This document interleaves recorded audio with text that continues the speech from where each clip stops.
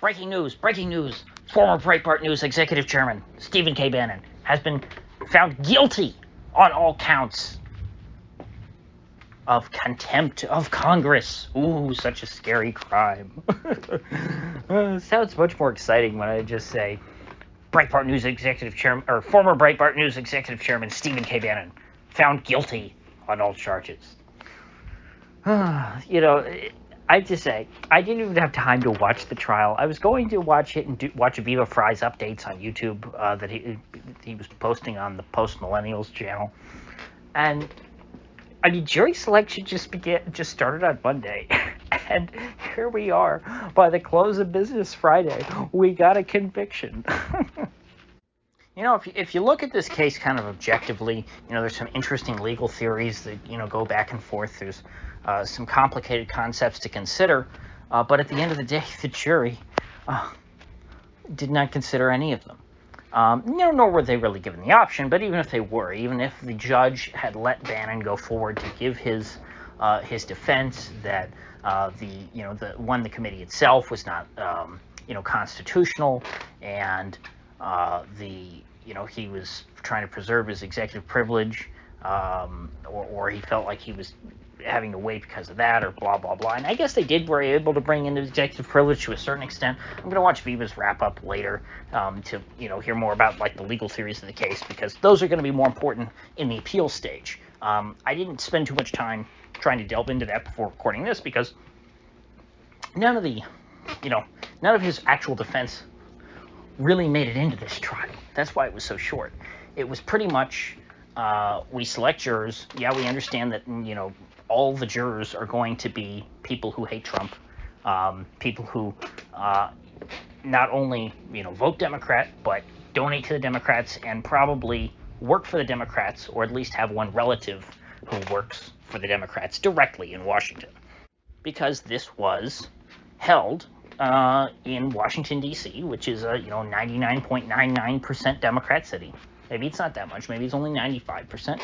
But basically, you get the idea. Everybody there knows who Steve Bannon is and hates him because they know he's a Trumpkin.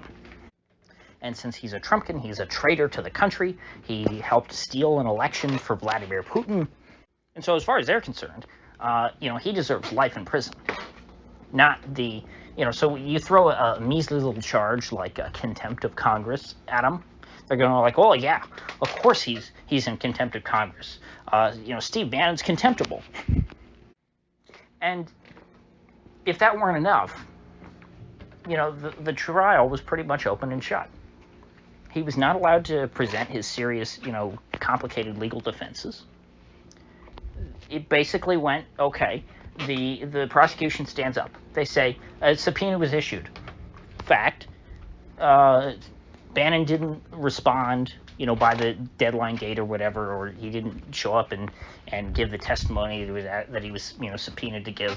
And so therefore, he violated the subpoena and is in contempt of Congress. Open and shut case. And the defense, they kind of had some defense, but it wasn't a defense that certainly a D.C. jury would ever buy. In the closing arguments, Corcoran, who was Bannon's lawyer, said that the January 6th committee was illegitimate. A D.C. jury is not going to buy that. The D.C. juries, D.C. jury pool, those are the few people who are sitting at home and actually watching the January 6th committee on TV. So my guess is that Bannon is going to have to keep appealing this up the chain, probably all the way to the Supreme Court. And whether or not the Supreme Court even takes this case is questionable. I think that he probably would have a better chance if he were able to get another trial in a more neutral jurisdiction. But if he wasn't able to get a change of venue from D.C., for this case, I don't know if he'd ever be able to get a change of venue. Because the judges are just as biased, against somebody like Steve Bannon as the jury is. And so the judge isn't going to look at the jury and go like, oh yeah, they're really politically biased, because that would be an admission that they themselves are politically biased. They think in the same way. Even the Trump-appointed judges, this is what you have to understand. In some ways, Trump-appointed judges have more to prove. So they're going to be extra tough on anyone who is perceived to be a Trump supporter. I believe in some of the cases of, January 6th, regular old people, January 6th defendants who were being held without bail, I believe in some cases they were Trump judges who denied them bail. And so I'm not a lawyer. I don't know what court Bannon would be appealing to next. But I believe this trial was held in the D.C. Circuit Court, and there's no way he would have a fair trial in that court. I don't know what he appeals to if that court, if he's going to have much of a chance there, but we'll see. At worst, I guess, you could try and drag it out for 2 more years, wait for presumably Trump to win and pardon him. But frankly, I would not be too dependent, I wouldn't have too much faith in Trump's loyalty or Trump's desire to pardon me if I were in Bannon's shoes. I wouldn't feel too good about those odds, because you never know. Trump could sour on you in those 2 years. And even if you're still his friend, he could just decide to stab you in the back anyway, because that's kind of just the way Trump is. Trump has said he would pardon, I believe he said this, that he would pardon everyone related to January 6th, everyone who's been prosecuted. Down to the little guys all the way up to big people. And so presumably that would include Steve Bannon. But who knows? Maybe in another 2 years, Trump just won't care about the January 6th people anymore because they'll be so far in the rearview mirror. I mean, Trump hasn't lifted a finger so far to try and help them. He hasn't helped them find lawyers, certainly.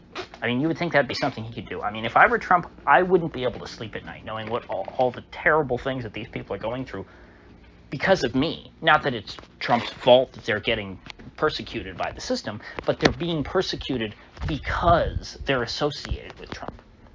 They're being persecuted because they want to get at him. And so, a decent person would feel responsible for that. You would feel a sense of responsibility. It's like in, I can't remember which mob show it was. Oh, it was? It was the one with Forrest Whitaker where he's playing Bugsy Johnson or something.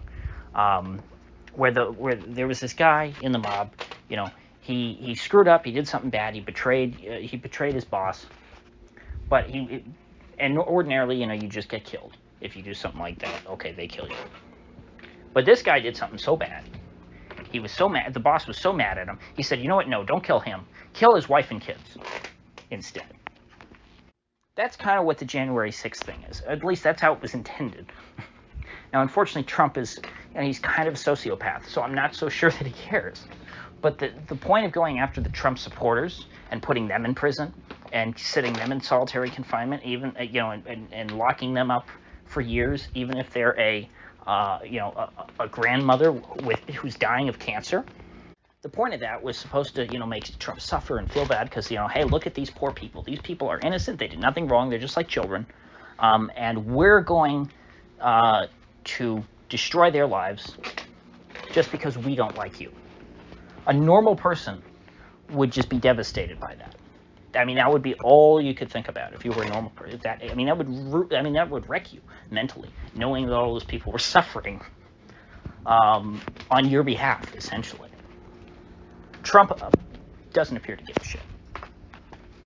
It's just an example of why, I never counted myself among Trump supporters, even though in 16 I didn't vote for him, because I didn't buy into him. 20 I did, and I believe I stated my reasons back then. But I've never liked him personally, and not because he's crass. And, that's a likable thing to me. Okay, sure. He said, grab him by the pussy. Okay. Now, what's much worse to me is stabbing your friends in the back. That's what I don't like. Just straight up not caring about people, innocent people who are suffering on your behalf. That to me is what's unforgivable. Signing off on the war in Yemen. Being all buddy with the Saudis and continuing and to ramp up the war in Yemen.